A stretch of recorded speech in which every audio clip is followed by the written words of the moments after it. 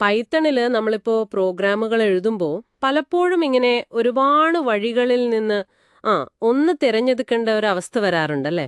ഉം, തീർച്ചയായും. അപ്പോ നിങ്ങൾ ഷെയർ ചെയ്ത ഈ വിവരങ്ങൾ വെച്ച് നോക്കുമ്പോൾ പൈത്തൺ ഇത് എങ്ങനെയാ കൈകാര്യം ചെയ്യുന്നത്? അതിനൊരു പ്രധാന ഘടനയുണ്ടല്ലോ, ഈ മൾട്ടിവേ ഇഫ് സ്റ്റേറ്റ്മെന്റ്. നമുക്ക് അതെന്താണെന്നൊന്ന് നോക്കിയാലോ?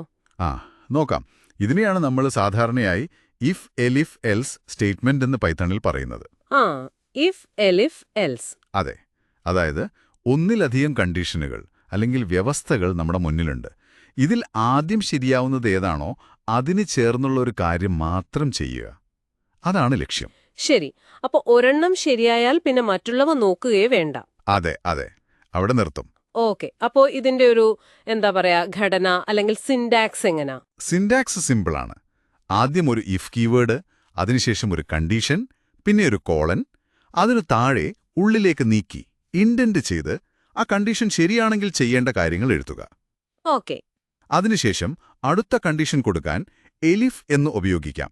എലിഫിനും ഒരു കണ്ടീഷനും കോളനും ഉണ്ടാകും, താഴെ ഇൻഡന്റ് ചെയ്ത് അതിന്റെ കോഡും. ഇങ്ങനെ എത്ര എലിഫ് വേണമെങ്കിലും നമുക്ക് ചേർക്കാം. ഏറ്റവും അവസാനം വേണമെങ്കിൽ മാത്രം ഒരു എൽസും കോളനും കൊടുക്കാം. അതിനു താഴെ അതിന്റെ കോഡും. ഈ എൽസിന് കണ്ടീഷനൊന്നും ഉണ്ടാവില്ല. ആ ശരി. ഈ ഇൻഡന്റേഷന്റെ കാര്യം പറഞ്ഞല്ലോ, അത് പൈത്തണില് എപ്പോഴും പ്രധാനമാണല്ലോ. വളരെ പ്രധാനം. ഇവിടെ ഓരോ ഇഫ്, എലിഫ്, എൽസ് ബ്ലോക്കുകളെയും തിരിച്ചറിയുന്നത് ഈ ഇൻഡന്റേഷൻ വെച്ചാണ്. ഒരു സ്പേസ് അങ്ങോട്ടോ ഇങ്ങോട്ടോ മാറിയാൽ ചിലപ്പോൾ എറർ വരും. ശരിയാണ്. തുടക്കക്കാർക്ക് അതൊരു പ്രശ്നമാകാറുണ്ട്. അതെ, സാധാരണമാണ്. ഓക്കെ. അപ്പോ ഘടന പിടികിട്ടി. ഇനി ഇത് എങ്ങനെയാണ് പ്രവർത്തിക്കുന്നത്?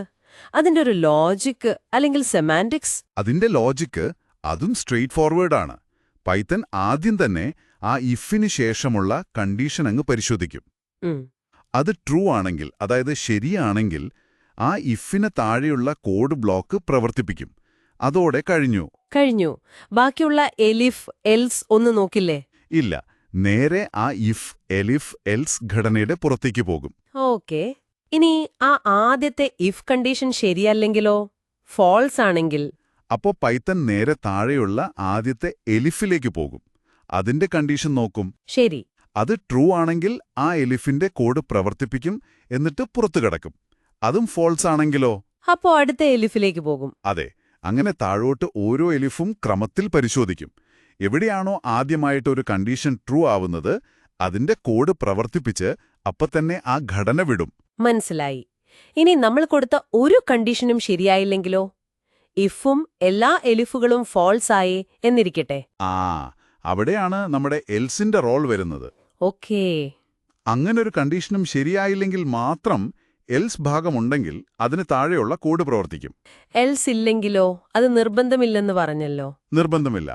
എൽസ് ഇല്ല, ഒരു കണ്ടീഷനും ശരിയായില്ലെങ്കിൽ ആ ഇഫ് എലിഫ് എൽസ് ബ്ലോക്ക് മൊത്തത്തിൽ ഒന്നും ചെയ്യാതെ സ്കിപ്പ് ചെയ്ത് അടുത്ത സ്റ്റെപ്പിലേക്ക് പോകും. അപ്പോ ഏറ്റവും പ്രധാനപ്പെട്ട പോയിന്റ്, ഈ മുഴുവൻ ഘടനയിലും ഒരു സമയം ഒരൊറ്റ കോഡ് ബ്ലോക്ക് മാത്രമേ പ്രവർത്തിക്കൂ, ശരിയല്ലേ? കൃത്യം. ഒന്നുകിൽ ഇഫ് ബ്ലോക്ക്, അല്ലെങ്കിൽ ഏതെങ്കിലും ഒരു എലിഫ് ബ്ലോക്ക്, അതുമല്ലെങ്കിൽ എൽസ് ബ്ലോക്ക്. ഒരിക്കലും ഒന്നിൽ കൂടുതൽ ബ്ലോക്കുകൾ ഒരുമിച്ച് പ്രവർത്തിക്കില്ല.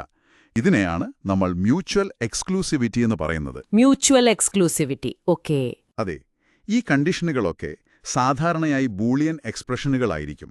അതായത് ഉത്തരം ട്രൂ അല്ലെങ്കിൽ ഫോൾസ് എന്നായിരിക്കും. അതിന് നമ്മൾ ഈ താരതമ്യ ഓപ്പറേറ്ററുകൾ, smaller than, greater than, equal to, അല്ലെങ്കിൽ ലോജിക്കൽ ഓപ്പറേറ്ററുകൾ, ആൻഡ്, ഓർ, നോട്ട് ഒക്കെ ഉപയോഗിക്കും. ശരി. അപ്പൊ ചുരുക്കി പറഞ്ഞാല് ഇഫ് എലിഫ് എൽസ് എന്നത് ഒന്നിലധികം സാധ്യതകളിൽ നിന്ന് ആദ്യത്തെ ശരിയായ ഒന്നിനെ മാത്രം തിരഞ്ഞെടുത്ത് പ്രവർത്തിപ്പിക്കാനുള്ള ഒരു വഴിയാണ്. ഇൻഡന്റേഷൻ ശ്രദ്ധിക്കണം. കണ്ടീഷനുകൾ മുകളിൽ നിന്ന് താഴേക്ക് നോക്കും, ഒരെണ്ണം മാത്രം എക്സിക്യൂട്ട് ചെയ്യും. അതെ, ഇതിന്റെ പ്രാധാന്യം വരുന്നത് പ്രോഗ്രാമിന്റെ ഒഴുക്ക് നിയന്ത്രിക്കുന്നിടത്താണ്.